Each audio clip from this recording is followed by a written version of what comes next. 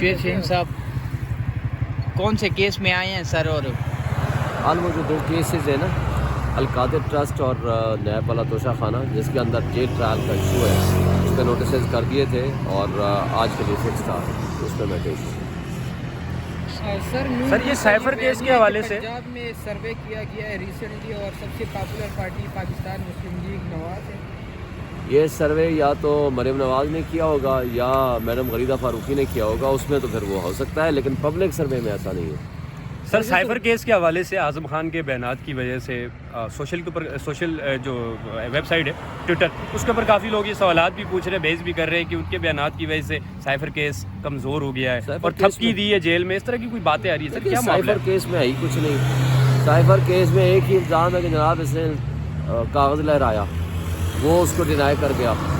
دوسرا الزام ہے کہ جناب اس نے وہ پیپر رکھا، وہ اس نے خود کئی دفعہ کہا کہ بھائی وہ کون لے گیا، کدھر ہے؟ اب پرائم منسٹر میں وہ کلرک تو نہیں ہوتا پرائم منسٹر، فائل میں اگر میں وہاں کوئی چیز فائل میں رکھی ہے یا وہاں کوئی چیز اویلیبل ہے، اس کو حفاظت میں رکھنا، اس کو مسپلیس کرنا نہ کرنا جو عملے کا کام ہوتا ہے ان کی ذمہ داری ہوتی ہے۔ اب اسلام آباد ہائی کورٹ کے چیف جسٹس سے وہ فائل آگے پیچھے ہو جائے ان کے چیمبر سے، کون ذمہ دار ہوگا؟ چیف جسٹس اٹھا کے لے گیا ہے۔ اس کا مطلب ہے کہ کسی نہ کسی نے مسپلیس کیا، اور وہ بار بار خود پوچھ رہے ہیں، ایم ایس کو کہہ رہے ہیں، ملٹری سیکٹری کو کہہ رہے ہیں، دوسرے کہہ رہے ہیں بھائی ٹریس کرو کدھر کی ہے فائل یا کدھر گیا ہے پیپر۔ تو اس کا مطلب ہے کون ذمہ دار ہے؟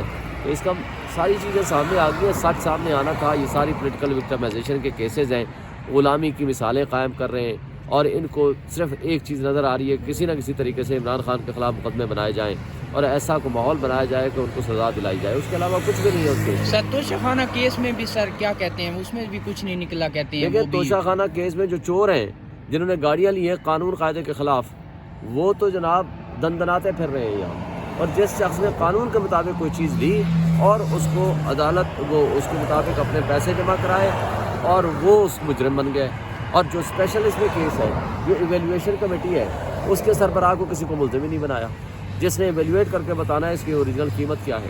تو یہ سارا ڈرامہ رچا ہوا ہے، اور جیل میں بیٹھے وہ ایک دوسرے کو اوپر کوشش کر رہے ہیں سبقت لے جانے کی کہ کون پہلے سزا دے۔ تو اس چکر میں وہ کمپرومائز ججز ہیں، ان کا کوئی دیکھیں اب جیل ٹرائل کا آرڈر پہلے آ گیا ان دونوں کیسوں میں، لیکن ابھی ٹرائل کے لیے ریفرنس بعد میں فائل ہوا، ان کو خواب آیا تھا کہ یہ ریفرنس بھی آئے گا۔ تو اس کا مطلب ہے سارا یہ ڈرامہ ہے، نیب پوری طرح ملی ہوئی ہے، الیکشن کمیشن پوری طرح ملا ہوا ہے، کمپرومائز ججز ان کے اشاروں پہ کام کر رہے ہیں۔ تو یہ بڑے افسوس کی بات ہے کہ یہ نہیں ہونا چاہیے۔ سر جی بتائیے گا باڈی لینگویج سے نواز شریف کی کیا لگ رہا ہے؟ سر حافظ آباد میں بڑی مختصر تقریر کی ہے، بندوں کو صرف چپ ہی کرواتے رہے ہیں اور کوئی سر سمجھ نہیں آ رہی۔ وہاں جو میڈیا والوں نے پوچھا ہے حافظ آباد کے جلسے میں ووٹ کس کو دو گے، انہوں نے کہا عمران خان کو۔ تو بھائی اگر لوگ ووٹر